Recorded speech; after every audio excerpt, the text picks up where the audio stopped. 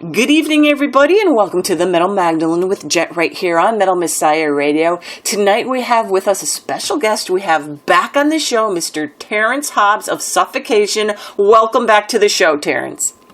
Well, thank you, Jen. Hello, everybody out in Metal Messiah land. What's going on? So, Terrance, since the last time we had you on the show, quite a bit has been going on in the Suffocation camp, including you guys got the new guitarist, you got the new drummer. So right off the bat, tell us about, the new members of the band, how you found them, why the other ones left. Oh, man, we can write a novel about this. Go ahead, I'll have a beer. Go ahead. Okay, yeah, please have a beer. I don't blame you at all. All right, well, let's go back to when Guy Marché left the band. Well, you guys had already known that Dave Colross left right after Pinnacle of Bedlam. I mean, we did some tours with him, and things were getting a little bit sticky for him to try to turn around and, really be out on the road, between the child, the girl, the this, the that, and the other thing. It really made it tough for Dave. So David stepped down, and we ended up getting Kevin Talley to fill in, which is a great player. We love the guy to death, and can't wait to see him when we go back out on the road. Now, this is just the drummer segment, mind you guys. Suffocation has plenty of lineup changes. So after Kevin Talley, Kevin basically had stepped down because he had gotten married. He's got Kevin Talley's studio drummer. He also took on doing some real estate, and now Kevin's the owner of a couple of homes. He's renting out, it's taking a lot of his time. And right before Summer Slaughter Festival, I mean, really tried hard to keep Kevin in the mix. But he just had so much going on that it was next to impossible. So we were stuck without a drummer for a minute. And one of the guys from Despised Icon, because we put our feelers out, we tried out a couple of cool people. Just to see if we could get somebody who can fill in or perhaps be permanent, because it's really hard for most people to, at this day and age, especially at our age, to stick around and do the kind of touring that Suffocation does. So after Kevin left, we ended up getting Eric Marotti, who's Marotti. Let me say his name right, Marotti. Sick Drummer Magazine, super great drummer, very technically proficient. And we ended up getting him and working him into the scene. So now, coming from when Guy Marché left the band, we were out on tour with Cataclysm and Pyrexia and Internal Bleeding a while back on this tour called Carnival of Death. And we had a pretty good time out on that tour. It has been maybe about 2 years ago. And it turned out that Charlie, along with Kevin, who's doing some backups on our new record of The Dark Light, we're playing in Pyrexia, filling in for Chris Seal. And, as time went on, they also have a band called The Merciless Concept. As time was going on, it just seemed right because, as I said, it's a pretty tight-knit area out here on Long Island. And it's like where we rehearse and stuff like that. There's a lot of musicians that we've all played with and toured with. So, right from that jump, Charlie was like, I can totally do this. He's like, I'm in. And I've just been working with him ever since. He's a great player, very eager. He's got good chops. And just things fell together in that way. So basically from Guy, we ended up getting Charlie. And then from Dave, we ended up getting Kevin Talley. And Kevin Talley stepped down, and now we have Eric Marotti.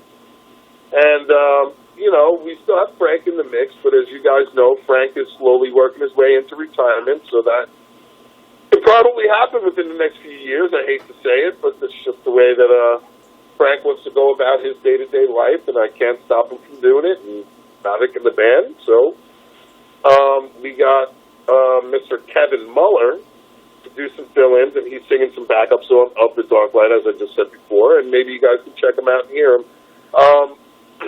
Basically, we weren't trying to reinvent the wheel. We were just trying to make sure that everything stayed completely brutal. And I hope that you guys, when you listen to the record, if you haven't already, can hear that we haven't lost any of our brutality at all. And Not to sum that up quite. and so, Terrance, since you brought it up, that's what we're here basically to talk about today, is the new album out in June on Nuclear Blast Records called Of the Dark Light. So how did you guys approach this album? As in, what were you trying to accomplish with this one?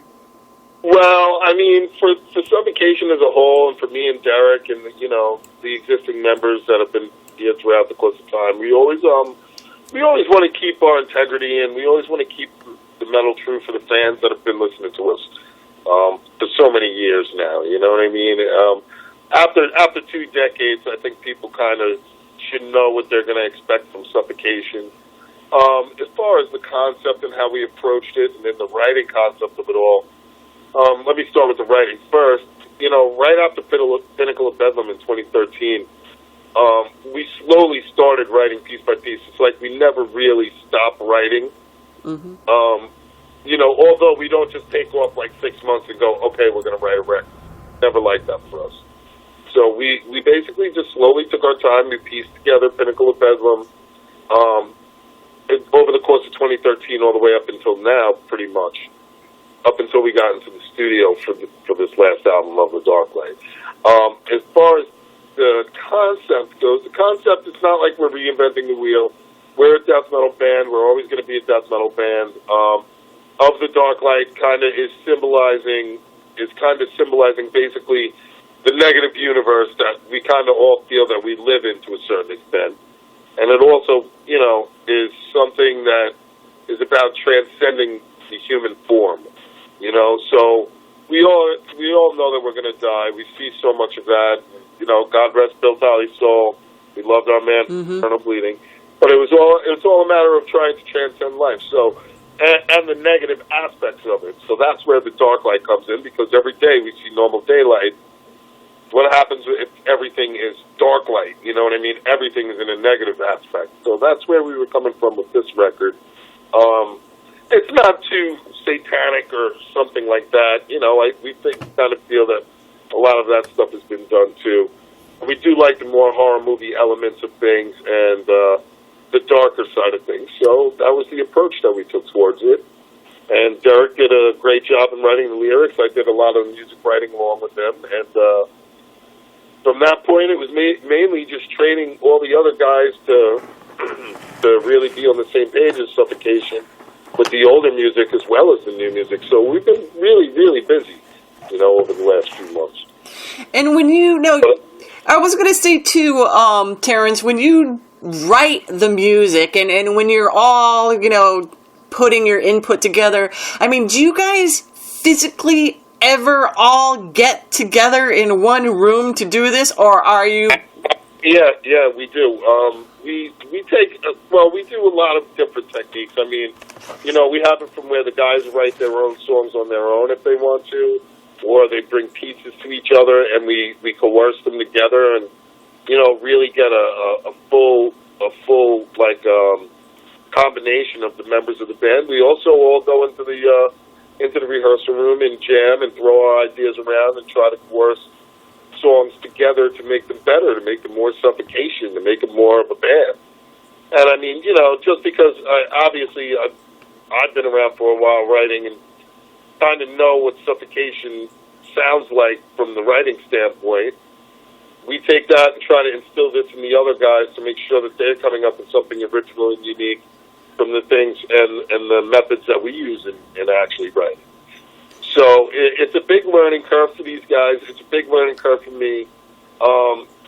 Is trying to be somebody who's going to teach them what I know and what, kind of techniques that we use in actually writing. So it's a big clusterfuck, but it does work in our benefit because everybody has the leeway to write what they want. Everybody has the ideas to share what they want. We do a lot of sharing over the internet and sending files back and forth to each other because everybody isn't centrally located as much anymore. We get older, people move a couple miles away, people move to different states and things of that nature. So it makes it hard for everybody to get in a room. But right after Summer Slaughter for the recording of The Dark Light, the whole month of November, basically, we just sat in the rehearsal room together, every day, every other day, and just worked on playing our music all the way up until December of last year when we entered the studio. And so, I mean, we use as many techniques as we can to get our ideas across to each other. and to try to incorporate these together with each other. So I think that's kind of important. And now I actually have a band where everybody is motivated. So that's half the battle. That's really half the battle. You got it. And now, as far as about our lineup, it's really good. As far as recording this one, Terrance, now, how did you approach this as far as recording? Now, I think I read somewhere that you were like going for a more organic sound with this one. So explain to us what the hell you mean by that. Well, what I mean by an organic sound, I mean it's just in the recording process on its own. It's like we didn't want to use all digital guitars. We didn't want to use all digital drums. We didn't want to use, things of that nature, where nowadays it's easy enough for somebody to just plug into a little interface, get a guitar rig or an amplitude sound or something of that nature, and just make a recording. Of course, when we went into the studio, we did it more traditionally styled. But the drums themselves, of course, they go through some type of editing triggers and things of that nature to make sure that they sound as potent as possible. But for the organic part, it was more about microphones. I mean, we set up half stacks. We had 3 microphones per cabinet on each one. We had our bass rig in there and it had a couple of mics on that. And I mean, when it came down to even laying down the scratch tracks and things of that nature, it was all done together. Kind of as a band playing through the songs as it was as just one person playing to a click track and really being more digital, if you understand what I mean. And that's how we were meaning it by organic. I don't know, I mean, the production of The Dark Light, let's say, quote unquote, is a new style production. It's not going back to the grains of just like unedited, reel to reel. Time wasn't taken on, making things, line up exactly perfect the way that we really wanted it. And in this new album, I think that kind of shows, but yet it still does keep a very organic feel, especially in the guitar playing itself, because the guitar playing, it was mainly done through and through, It wasn't something that you sat there and just punched every little piece of it to make it exactly perfect. It was actually like really played to things. So in that aspect, it's definitely a very organic album, even though the production value is kind of a newer age production, if you get what I'm saying. I do, and I think also for the listeners, when you record that way, when we actually go and see you live playing it, it doesn't sound very different. I mean, sometimes they add, you know what I'm saying? That's it. Everything is done in the production value and not from the live value, and it's like, Suffocation's a live band, so the things that you do hear on the records when we go out and we play them live, you're pretty much getting a very fair representation of what was being put onto wax, if you know what I mean. So, I mean, I think it's something that newer bands, now that technology, they're like, what's a cassette tape, what's a reel-to-reel, like, those things still exist with us, and there's other bands who do it too, like Goat Horror. I know they recorded reel-to-reel as well. And there's just something really organic and something really warm about, recording in that manner. And I think it comes across on the recordings a lot when bands do it that way. And where did you record this one, Terrance? Okay, well, we recorded it right at our boys at Full Force. Joe Sincato, who's out with Creator and Obituary, just recently doing live sound for them. He's got a facility right next to the room. We've known the guy for forever. We pretty much had kidnapped him right out of college, and that was like 15 years ago. And things have been going pretty well ever since for him.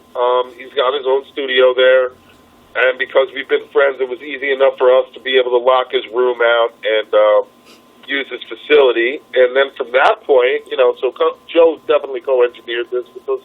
And from that point, once we got all the tracking done between me, Derek, and Charlie and Eric, we sent everything out to, Zeus, Mr. Chris Zeus Harris. He's our man. He's done plenty of other good things. He's done Lamb of God, Thy Heart is Murder. I mean, not Thy Heart is Murder, Thy Will Be Done. Lamb of God, Hatebreed, a ton of other bands. Right. And, from Pinnacle of Bedlam, which we had him, mix and master. We just thought it was just like a natural thing to just go back to somebody who was that awesome. It was very easy to work with them.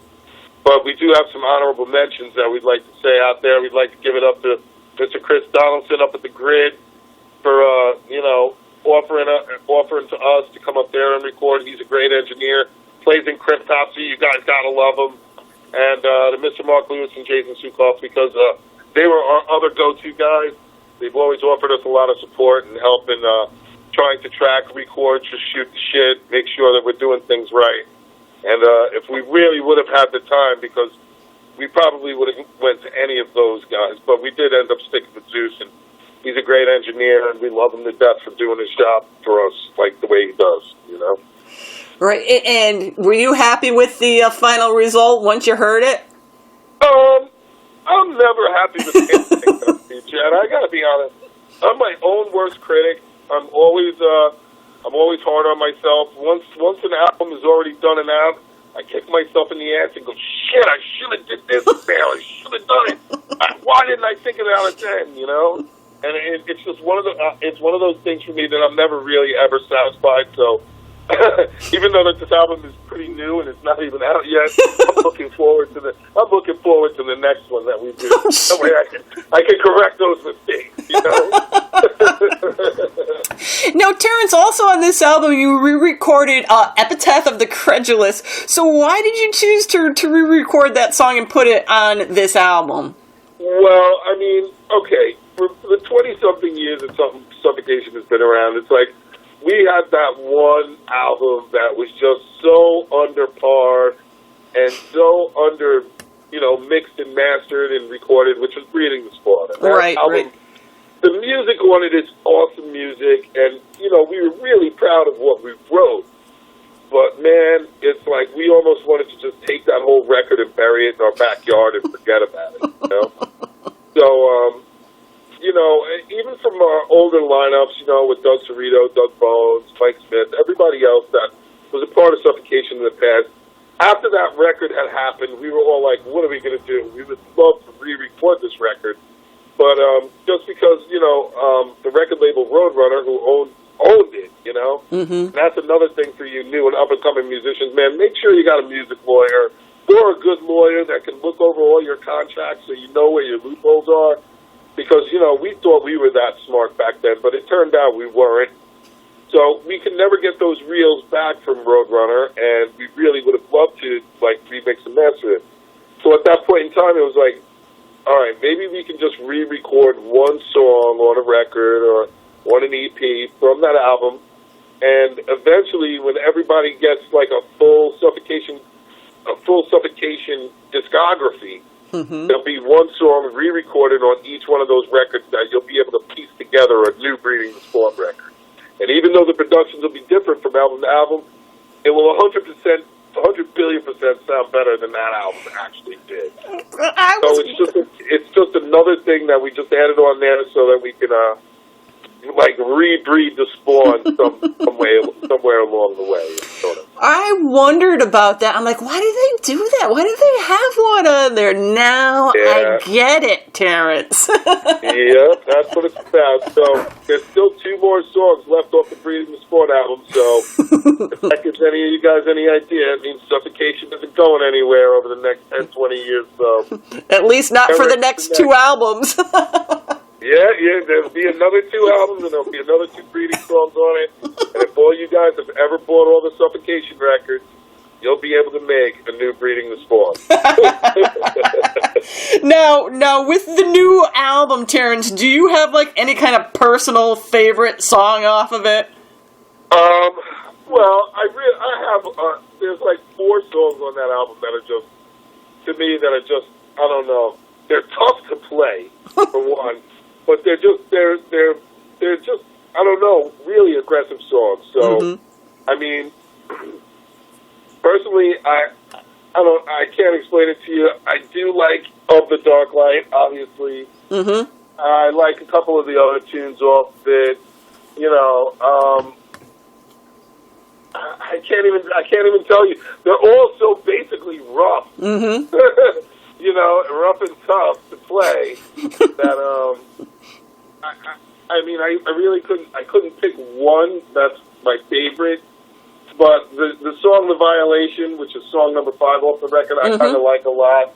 I think it's a very aggressive tune, and all I do is think of marching armies when you actually play that song. So I guess that would be my favorite of it all. Well, every time I keep listening to it, I'm like, I have a different one. And so, the last time I listened to it, my favorite was Your Last Breaths. But I couldn't even tell you why. It was like, I liked this one, then I liked this one, then I liked this one. But he tries to just cover all the different bases. Obviously, Suffocation's always going to be a real heavy slamming hard band, real grinding grind band. So, we chose a couple of little different techniques. It's nothing too out of the ordinary, but we really worked our ass off on this record. So I hope you guys enjoy it. That's the best thing. But yeah, I can't wait until you guys can actually play some of the other songs all off of this record and get a full dose, and let the fans be the judge, There you go. And Terrance, tell us a little bit now about the cover art and the artist and what the cover art is supposed to depict. Okay. Well, I don't know if you've gotten the full CD yet, but when you just see the cover right now, it's pretty much like a guy who's deteriorating away into the ethereal world, We used a guy, his name is Colin Marks. He's a very good artist. He's done he had done a couple of t-shirt designs for us when we were out on the road, and we just seemed to really like what he was doing. We did have, on the last album we had Raymond Swanlin, and he's a great artist, just he wasn't available for us this year, and it kind of hurt my feelings because I was really looking forward to working with him as well. But Colin did a great job. Basically, the whole concept of the album is actually transforming into the nether world. So when you actually open it up, you're only seeing one. Right now, you're only seeing one piece of what that cover actually is, and it's through the full CD. It starts out as a regular man who's slowly just going from one field to another as he slowly decomposes. So you're really only getting 1/5 or 1/6 of the art when you're actually looking at the CD. Until you open it up, you'll see as this person transforms into nothingness. Which was a pretty cool concept. Yeah, Colin did a pretty cool job on it. I'm still waiting myself for the proofs of it, the full solid hard copy of it. Actually open it up and hang it on my wall. Because it was a unique piece of art, and basically it's just showing a transformation. So the first one will be the man in his entirety, and the next one he'll slowly decompose more up until where you see the album cover, and then from there it goes even further. So it's really it was more of a concept thing, and I'm really hoping that you guys can see the difference in how we went from one album to another album to another album within our concepts. And I think Colin Marks did a great job trying to show that for us. And what formats is it going to be released on then, Terrance? Well, this is going to be released in CD. It's going to have 5 different picture discs. Right. Obviously, vinyls. Let's say it'll also be coming out, on every other kind of digital source media you can think of. Nuclear Blast is no slouch when it comes down to that. So, it should have full covering, and when we're out on the road, we should have picture discs and CDs for you guys to get. So, it's a full-blown project. We're really going for it. And so, Terrance, tell us a little bit about your guitars, your gear now. What kind of guitars are you currently playing, and which ones were you going to be taking on the road with you? Well, I'm going to take quite a few of them out on the road with me on this particular tour because, I have a bunch of different endorsers and sponsors. I have a couple of custom-built guitars that one of them you're not going to see on the American tour. Perhaps in Europe you will see, because one is an Italian-made guitar, which is of my own design, and that's from LMD Guitar Labs over in Italy. And he's one of the luthiers that built Jay Jay Black's bass from Malevolent Creation. Mm-hmm. And it's a long time coming. These guys have been taking a lot of time on it. That's why you haven't seen it. Of course, I'll still be out there with my BC Rich guitar. I'm also bringing ESP guitars, which are an awesome company. Have been giving us, me and Charlie, tons of support, even Guy Marche. ESP is the way to go, guys. Like, if you really, if you guys are looking for guitars and you're looking for serious support and you're looking for really good guys, Tony Rouser and Chris Canella, awesome dudes. They take care of us big time. Look forward to bringing my guitars out on the road for them so they can get some pictures and hang out with me. And I also have another guitar company called S&P Guitars, which is building me a handmade guitar. They're from North Carolina. So I intend on grabbing that one sometime in the middle of the tour. And I also have a new guitar that I'm not yet totally sold on yet, but I'm really starting to like it a little bit more, which are Legator guitars out of California. And, you know, I'm using lace pickups in my guitars, you guys. I've switched from DiMarzio's to laces. I'm always using PV guitar heads and cabinets. I use an NS2 noise suppressor. And I also use a Maxon OD9 overdrive pedal. And really, it's just a very simple rig. So I have quite a few guitars. I have Legator guitars, S&P guitars, BC Rich guitars, and LMD guitars, which is over in Italy. And I'll be bringing out a couple of them, you know, Strata 2, Warlock 2. Just switch it up so that way I can show some light to all of our endorsers and supporters. I've been endorsed by Floyd Rose, baby. Awesome company. Can't even tell you how much I love those guys for helping me out with this stuff. How many guitars? I guess that's the stuff metal's made out of these days. I was going to say, how many guitars do you physically own, Terrance? Oh, God. Probably like 11. Oh, that's not too bad. That's not too bad. I don't use them. I mean, I stick with the Strat style guitars because I've always grown up on Strats and Warlocks. Mm-hmm. So those are the ones that I use the most. And you know, right now I'm doing a little bit of soul searching because I've been playing on BC Rich for so many years that I'm like, man, I really want to try something new, but I'm just not comfortable on anything else yet. Mm-hmm.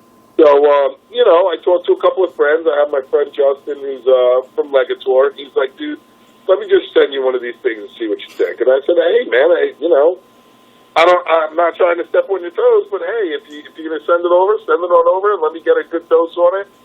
And, you know, it turned out I was like, man, I'm taking this guitar with me. It's coming out on the road with me, just as well as the ESP.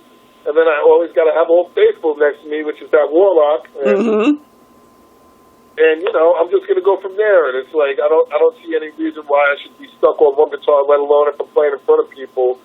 You know, there's some companies that deserve to get the light of day, and I want them to see that I'm supporting them in the pictures. So that's what I intend on doing. And now, I know you guys are going out on tour, because of course I'm going to be seeing you in Boston, Terrance. Now, hell yeah. Tell us a little bit about the tour, who you're going out there with, and how long it's going to be.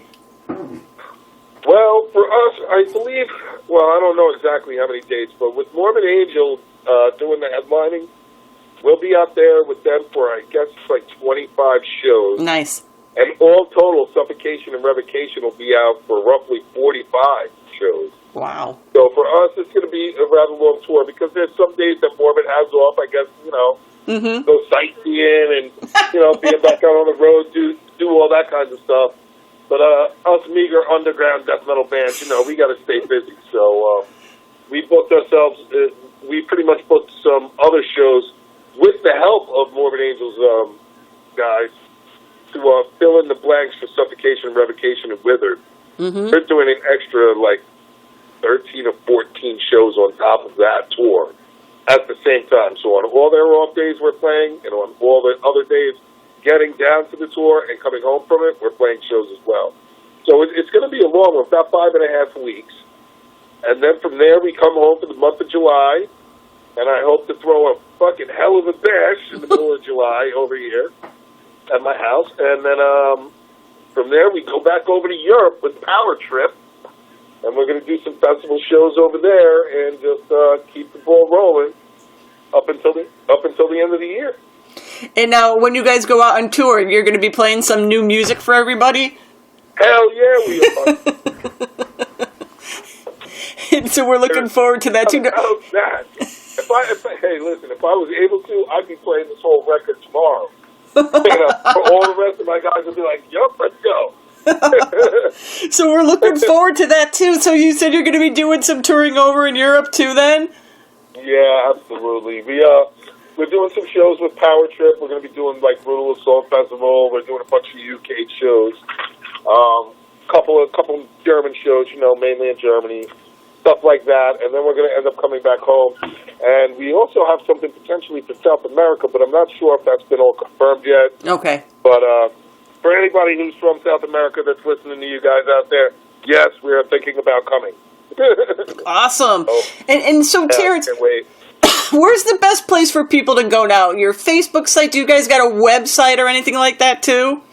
Well, yeah, I believe that between us and Nuclear Blast, we just opened up a Suffocation web page, .com, I believe it is. I'm not sure. We also have the Suffocation Facebook page. You guys already probably know about my, in particular, regular Facebook page, as well as all of our guys have one of those.